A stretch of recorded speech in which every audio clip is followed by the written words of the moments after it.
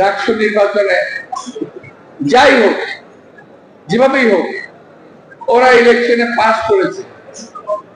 আমি এই কমিটিকে আজকে এই সভা থেকে আমি স্বাগত জানাতে চাই।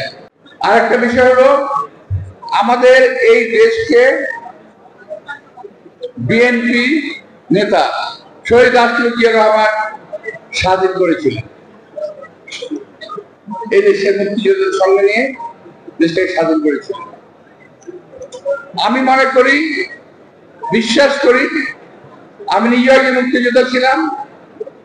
একমাত্র বিএনপির হাতেই সারা বাংলাদেশে স্বাধীনতার সার্বভৌমত্ব নিরাপদ, আর কেউ এটাকে নিরাপদ রাখতে পারবে।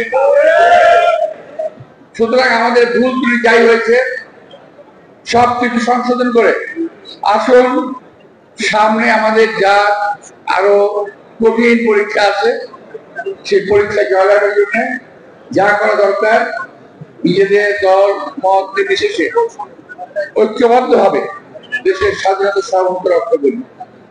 আর একটি কথা আমি বলে যেতে চাই, সেটা হলো ডাকসু নির্বাচনে যাই হোক, যেভাবেই হোক, ওরা ইলেকশনে পাস করেছে। আমি এই কমিটিকে আজকে এই সভা থেকে আমি স্বাগত জানাতে চাই।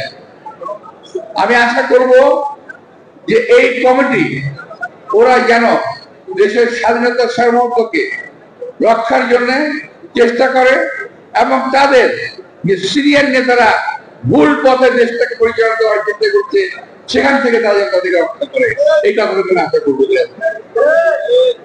আমি তাদের সবাইকে আন্তরিক শুভেচ্ছা ধন্যবাদ জানাচ্ছি।